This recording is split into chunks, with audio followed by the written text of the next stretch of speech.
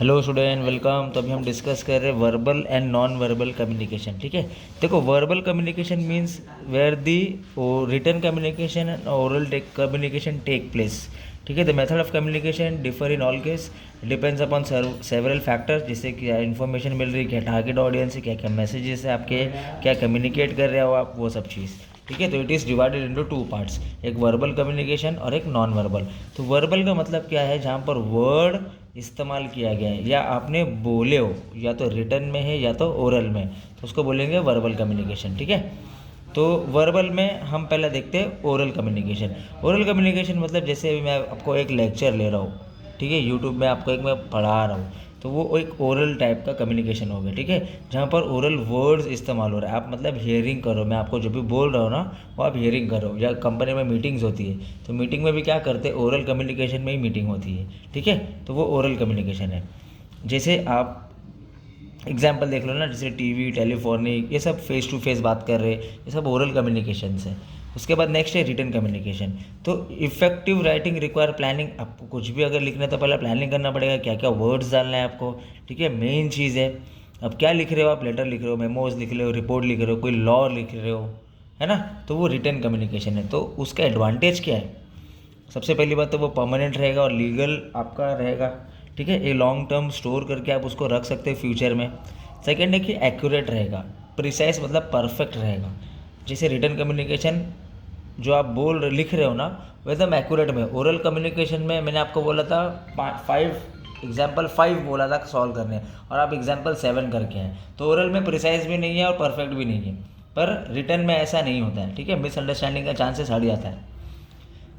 Written communication में accountability है, मतलब आपको पता है कि ये मैसेज रिटन है, सामने वाले के पास जाएगा, मैं इनकोडिंग कर रहा हूँ, वो डिकोडिंग कर रहा है, और जो भी मैं रिटन में दे रहा हूँ वो अकाउंटेबिलिटी मेंटेन रहती है। ठीक है, एग्जाम्पल क्या है देखो ज़रा, रिटर्न कम्युनिकेशन का अकाउंटेबिलिटी। जैसे कि मैंने आपको बोल दिया कि 5 टास्क है, ये आपको कंप्लीट करना है, और ये मैंने लिख के आपको दे दिया कि A% 5 टास्क करने वाला है, तो वो झुठला नहीं सकता है, वो बोल नहीं सकता है। और उसके अंदर ऐसा नहीं है कि अकाउंटेबिलिटी हट जाएगी, नहीं, मैं तो बोलूँगा भाई देखो ये परमानेंट रिकॉर्ड है, लीगल लिख के रखा हो कि आपको 5 टास्क कंप्लीट करना है, तो रिटर्न में अकाउंटेबिलिटी रहती है, वो एडवांटेज है। Next, large and wide spread. अभी रिटर्न कम्युनिकेशन है, न्यूज़पेपर प्रिंट कर दिया, मेमो प्रिंट कर दिया, तो ये कैसा है ना, वाइड स्प्रेड है। आप है ना इसको है ना ज़्यादा से ज़्यादा जितना सर्कुलर कर सकते हो, सर्कुलेट कर सकते हो, उतना कर सकते हो। लार्ज ऑडियंस के लिए, जोग्राफी के लिए अगर आपको टारगेट करना है, तो फिर ये आपका लार्ज ऑडियंस के लिए रिटर्न कम्युनिकेशन बेस्ट है।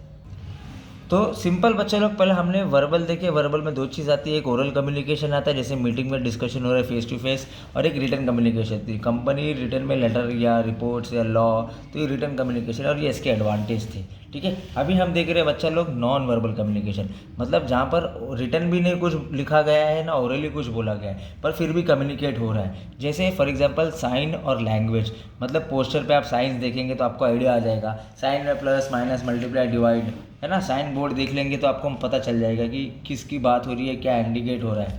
ठीक है, चार्ट देख लिए, ग्राफ देख लिया आपने, साइन देख लिए, तो वो कम्युनिकेट हो जाता है। सेकंड है बॉडी लैंग्वेज।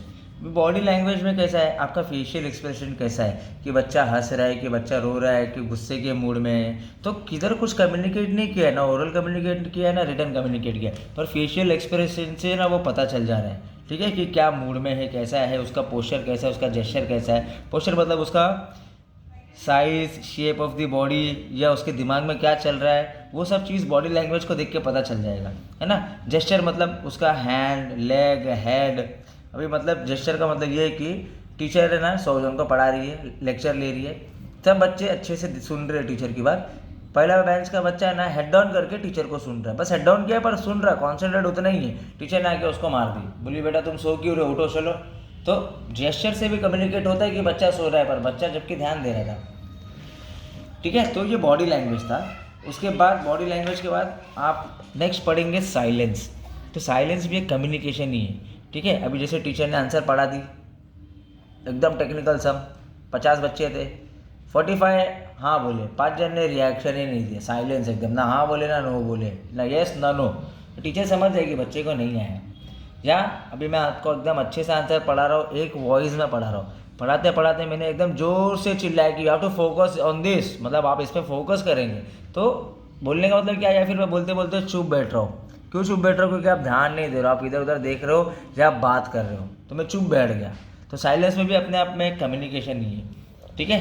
तो उसमें एक आता है स्पेस। स्पेस में आप ऐसा बता दो कि जैसे अभी हम समझो एक फ्रेंड सर्कल है, आप लोग 5 जन है, स्कूल कॉलेजेस डिग्री काम पे एक ही साथ में आप लोग, ठीक है। अब आप में से किसी एक की शादी है, तो सब आए, गेट टुगेदर हुए, अपनी फैमिली भी आई, आपस में 4 कुर्सी में 5 जन बैठे, 5 कुर्सी में 5 जन। अब एक की किसी की मॉम डैड आ जाती है, तो यार 2-3 जन अपने आप उठ जाएंगे, बोलेंगे अंकल या आंटी आप चेयर ले लीजिए, आप बैठ जाइए, है ना। कुछ बोला क्या किसी ने, कुछ कम्युनिकेट किया क्या? नहीं। पर स्पेस देखो, उनका एज देखो, बिना बोले बिना रिटर्न ना ओरल पर कम्युनिकेट हो जाता है। नेक्स्ट, हाँ, तो ये इंपॉर्टेंट आंसर था बच्चे लोग। उसमें और भी, उसमें एक आएगा ऑडिटोरी सिग्नल भी डाल दो आप। ऑडिटोरी सिग्नल मतलब एम्बुलेंस का आवाज़ ले लो ना। अब तुम स्कूल में रिसेस में घंटी बजती थी, कोई कुछ बोला क्या? नहीं, पर सिग्नल से समझ में आ जा रहा है, सिग्नल से कम्युनिकेट हो जा रहा है। उसके बाद ये भी ले लो आप, चार्ट्स। घूमने जाते हैं तो चार्ट बना के रखते हैं ना, जैसे रिसोर्ट में चले गए तो चार्ट में बता देते हैं कि ये स्लाइड यहाँ पर है, स्विमिंग पूल यहाँ पर है, लंच डिनर यहाँ पर है। कुछ बोलते नहीं है, पर देखा है, देख के हमको वो सारी चीज़ हमें समझ में आ जा रही है ना। तो ऐसा एक अच्छे से आंसर आएगा बच्चे लोग, आपको प्यारा वाला आंसर आपको अच्छे से लिखना है कि आपको आएगा question verbal and non verbal. तो वर्बल मतलब ओरल और रिटन, नॉर्मल वर्बल मतलब जहाँ पर ओरल रिटन तो नहीं है, पर कुछ ऐसी चीज़ हो रही है, बॉडी लैंग्वेज देख रहे, पोस्चर देख रहे, जेस्चर देख रहे, या फिर आप ऑडिटरी सिग्नल देख रहे, तो आपको कम्युनिकेट हो जा रहा है, ठीक है। अच्छे से पढ़ लेना, बाकी वीडियो भी चैनल पर अपलोड कर दिया बच्चे लोग। Thank you so much, all the best.